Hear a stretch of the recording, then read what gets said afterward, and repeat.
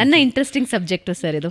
ಯಾಕೆಂದರೆ ನಾನು ಒಂದು ಕಾಲದಲ್ಲಿ IAS ಆಗಬೇಕು ಅಂತ ಅಂದ್ಕೊಳ್ತಾ ಇದ್ದೆ ಕಾಲೇಜ್ ಡೇಸಲ್ಲಿ. ಅಫ್ಕೋರ್ಸ್ ಭಾರತೀಯ ಮನಸ್ಥಿತಿ ಹೇಗಿದೆ ಅಂತ ಹೇಳಿದ್ರೆ ಆ ಕಾಲೇಜ್ ಡೇಸಲ್ಲಿ IAS ಬಗ್ಗೆ ಹಂಗಿದ್ದೊಂದು ದೊಡ್ಡ ಕುತೂಹಲ ಇರುತ್ತೆ.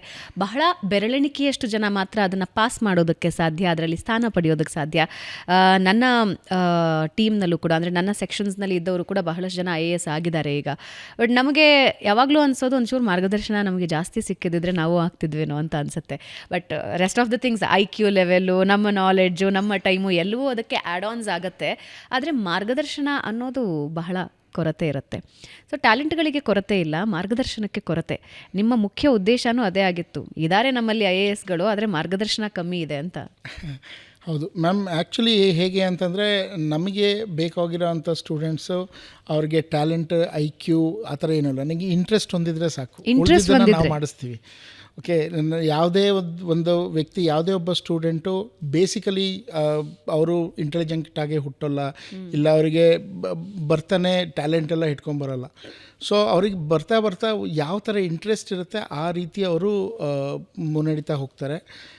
ಬೇಸಿಕಲಿ ನಮ್ಮ ಊರಲ್ಲಿ, ನಮ್ಮ ಸೌತ್ ಇಂಡಿಯಾದಲ್ಲಿ as A general and Karnataka in particular ಹೇಳಬೇಕು ಅಂತಂದರೆ ಇಲ್ಲಿ IAS ಕಡೆಗೆ ಸ್ವಲ್ಪ ಒಲವು ಕಮ್ಮಿ ಇದೆ, ಸ್ವಲ್ಪ ಕಮ್ಮಿ ಇದೆ ಅಷ್ಟು. ನಾರ್ತ್ ಕರ್ನಾಟಕದ ನಾರ್ತ್ ಇಂಡಿಯಾಗೆ ಕಂಪೇರ್ ಮಾಡಿದ್ರೆ ಸೌತ್ ಇಂಡಿಯಾದಲ್ಲಿ IAS ಆಗಬೇಕು ಅನ್ನೋ ಆಸ್ಪಿರೆಂಟ್ಸ್ ಸ್ವಲ್ಪ ಕಮ್ಮಿ ಇದ್ದಾರೆ.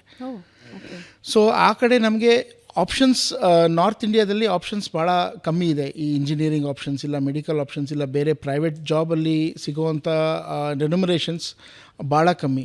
ಸೊ ಅದಕ್ಕೋಸ್ಕರ ಅಲ್ಲಿ ಪ್ರೈಮರಿ ಏಮ್ IAS ಆಗಬೇಕು ಅಂತ ಇರುತ್ತೆ. ಈಗ ಬಿಹಾರ್, UP ಇಲ್ಲ ಆ ಬೆಲ್ಟ್ ತೊಗೊಂಡ್ರೆ ಅಲ್ಲಿ ತುಂಬ ಜನ ಆಸ್ಪಿರೆಂಟ್ಸ್ ಇರ್ತಾರೆ. ಸೊ ಪಾಪ್ಯುಲೇಷನ್ ಜಾಸ್ತಿ ಇದೆ, ನಂಬರ್ ಆಫ್ ಆಸ್ಪಿರೆಂಟ್ಸ್ ಜಾಸ್ತಿ ಇದ್ದರೆ ನಂಬರ್ ಆಫ್ ಸೆಲೆಕ್ಷನ್ಸ್ ಜಾಸ್ತಿ ಆಗುತ್ತೆ. ನಮ್ಮ ಕಡೆ ಕಂಪ್ಯಾರಿಟಿವ್ಲಿ ಇವಾಗ ಈ ಕೊರೋನಾ ಕೋವಿಡ್ ನಂತರ ಸ್ವಲ್ಪ IAS ಕಡೆ ಒಲವು ಜಾಸ್ತಿ ಆಗ್ತಾ ಇದೆ. ಪ್ರೈವೇಟ್ ಜಾಬ್ ಇನ್ಸೆಕ್ಯೂರಿಟಿ ಅಂತ ಹೇಳ್ಬೋದು.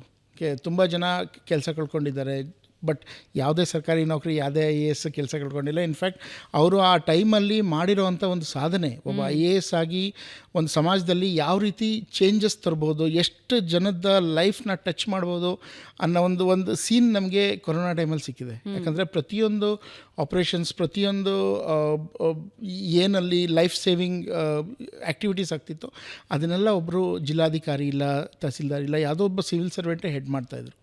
ಅದರಿಂದ ಅವ್ರ ಇಂಪಾರ್ಟೆನ್ಸ್ ಜಾಸ್ತಿ ಆಗಿದೆ, ಅವ್ರು ಏನು ಮಾಡ್ಬೋದು ಅನ್ನೋದು ಜನದ ಕಣ್ಣಿಗೆ ಬಂದಿದೆ. ಪ್ಲಸ್ ಯಾರೂ ನೌಕರಿ ಕಳ್ಕೊಂಡಿಲ್ಲ. ಆ ರೀತಿಯಿಂದ ಇವಾಗ ಸ್ವಲ್ಪ ಒಲವು ಜಾಸ್ತಿ ಆಗ್ತಾ ಇದೆ, ನಂಬರ್ ಆಫ್ ಆಸ್ಪಿರೆಂಟ್ಸ್ ಜಾಸ್ತಿ ಆಗ್ತಾ ಇದ್ದಾರೆ. ಬಟ್ ಆಸ್ಪಿರೆಂಟ್ಸ್ ಜಾಸ್ತಿ ಆಗ್ತಾ ಇದ್ದಂಗೆ ಒಂದು ಜನರಲ್ ಟೆಂಡೆನ್ಸಿ ಇದೆ ನಮ್ಮ ಸೌತ್ ಇಂಡಿಯಾದಲ್ಲಿ. ಇಲ್ಲಿ ನಮಗೆ IAS ಮಾಡೋಕ್ಕಾಗಲ್ಲ, IAS ಮಾಡಬೇಕಂದ್ರೆ ಡೆಲ್ಲಿಗೆ ಹೋಗಬೇಕು. ನಾನು ಕಳೆದ ಒಂದು 15 ವರ್ಷದಿಂದ ನಾನು ಡೆಲ್ಲಿನಲ್ಲೇ ಪಾಠ ಮಾಡ್ತಾಯಿದ್ದೀನಿ. ಡೆಲ್ಲಿನಲ್ಲಿ ನಾನೊಂದು 16 ಇನ್ಸ್ಟಿಟ್ಯೂಷನ್ಸ್, ಇಂಡಿಯಾದ ಟಾಪ್ ಇನ್ಸ್ಟಿಟ್ಯೂಷನ್ಸಲ್ಲಿ as a senior faculty teach ಮಾಡ್ತಾಯಿದ್ದೀನಿ. ಪ್ರತಿ ವರ್ಷ ನನಗೊಂದು 3-3.5 ಸಾವಿರ ಜನ ನಮ್ಮ ಕರ್ನಾಟಕ, ತಮಿಳುನಾಡು, ಆಂಧ್ರ ಪ್ರದೇಶ್ ಈ ರೀಜನ್ನಿಂದ ಬರೋರು ಸಿಗ್ತಾರೆ ನಮ್ಮ ಸ್ಟೂಡೆಂಟ್ಸ್. ಇಲ್ಲಿ ಸವಲತ್ತುಗಳ ಪ್ರಾಬ್ಲಮ್ ಇದೆಯಾ ಅಥವಾ ಏನು ಪ್ರಾಬ್ಲಮ್ಮು? ಮೇಡಮ್, ಅಲ್ಲಿ ಡೆಲ್ಲಿ ಭಾಳ ಹಿಂದೆಯಿಂದನೂ ಒಂದು ಹಬ್ ಆಗಿ ಬಂದಿದೆ. ಅಲ್ಲಿ ಹಿಸ್ಟಾರಿಕಲ್ ಬ್ಯಾಕ್ಗ್ರೌಂಡ್ ಹೇಗಿದೆ ಅಂತಂದರೆ 1976, 70s, 80s ಅಲ್ಲಿ ಕೋಚಿಂಗ್ ಇನ್ಸ್ಟಿಟ್ಯೂಷನ್ ಇದ್ದಾವೆ. ಆ ಟೈಮಲ್ಲಿ ನಮ್ಮಲ್ಲಿ ಇರಲಿಲ್ಲ ಬೆಂಗಳೂರಲ್ಲಿ ಇವಾಗ ಹಬ್ ಥರ ಶುರು ಆಗ್ತಾ ಇದೆ. ಅದಕ್ಕೆ ಅಲ್ಲಿಂದ ಒಂದು ಹಿಸ್ಟಾರಿಕಲ್ ಸಕ್ಸಸ್ ನಡೆದಿರೋ ಒಂದು ಸ್ಟೋರಿ ಇದೆ. ಸೊ ಅದಕ್ಕೋಸ್ಕರ ಡೆಲ್ಲಿನಲ್ಲೇ ಮಾಡಬೇಕು ಅಂತ ಜನ ಇಲ್ಲಿಂದ ಹೋಗ್ತಾರೆ ಅಲ್ಲಿಗೆ. ಅಲ್ಲಿ ಕ್ವಾಲಿಟಿ ಎಜುಕೇಷನ್ ಇದೆ. ಯಾಕಂದರೆ UPSC ಸ್ಪೆಸಿಫಿಕ್ಸ್ ಟೀಚರ್ಸ್ ಸಿಗ್ತಾರೆ. ಅದಕ್ಕೆ ಅಂತಲೇ 20-25-30 ವರ್ಷದಿಂದ ನಡೆಸ್ತಾ ಇರೋ ಇನ್ಸ್ಟಿಟ್ಯೂಷನ್ಗಳಿದ್ದಾವೆ. ಆ ಇನ್ಸ್ಟಿಟ್ಯೂಷನ್ಗಳಲ್ಲಿ ಸಕ್ಸಸ್ ರೇಟ್ ಆಬ್ವಿಯಸ್ಲಿ ಜಾಸ್ತಿ ಇದೆ. ಅವರು UPSCನ ತುಂಬ ಚೆನ್ನಾಗಿ ಅರ್ಥ ಮಾಡ್ಕೊಂಡಿದ್ದಾರೆ. ಸೊ ಅವರು ಇಲ್ಲಿಗೆ ಸೌತಿಗೆ ಬರಲ್ಲ, ಯಾಕಂದರೆ ಅಲ್ಲಿ ಜಾಸ್ತಿ ಜನ ಸಿಗ್ತಾರೆ, ಜಾಸ್ತಿ ಆಸ್ಪಿರೆಂಟ್ಸ್ ಸಿಗ್ತಾರೆ. ಓಕೆ, ಅಲ್ಲಿ ಫೈನಾನ್ಸ್ ಚೆನ್ನಾಗಿದೆ. ಸೊ ಅದಕ್ಕೋಸ್ಕರ ಅದು ಒಂಥರ ಹಬ್ ಆಗಿ ಕ್ರಿಯೇಟ್ ಆಗಿದೆ. ಓಕೆ, ಅದೇ ಕಾರಣಕ್ಕೋಸ್ಕರ ಇಲ್ಲಿಂದ ತುಂಬ ಜನ ಡೆಲ್ಲಿ ಮೇನ್ಲಿ ಸ್ವಲ್ಪ ಹಬ್ಗಳಿದ್ದಾವೆ. ಅಲಹಾಬಾದ್ ಮುಂಚೆ ಇತ್ತು, ಬಟ್ ಅಲಹಾಬಾದಿಂದ ಡೆಲ್ಲಿ ಹಬ್ ಶಿಫ್ಟ್ ಆಯಿತು. ಅದಕ್ಕೋಸ್ಕರ ಇಲ್ಲಿಂದ ಹೋಗ್ತಾರೆ ಸ್ಟೂಡೆಂಟ್ಸು. ಬಟ್ ಅಲ್ಲಿ ತುಂಬ ಜನ ಉಳಿಯಲ್ಲ, ಅರ್ಧಕ್ಕರ್ಧ ಜನ ವಾಪಸ್ ಬಂದುಬಿಡ್ತಾರೆ. ಯಾಕೆ?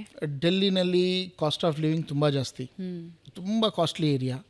ಆ್ಯಂಡ್ ವೆದರ್ ಅವರಿಗೆ ಎಕ್ಸ್ಟ್ರೀಮ್ ವೆದರ್, ತುಂಬ ಥಂಡಿ ಇಲ್ಲ, ತುಂಬ ಬಿಸಿಲಿರುತ್ತೆ. Summer is like very hot, winter is like very cold.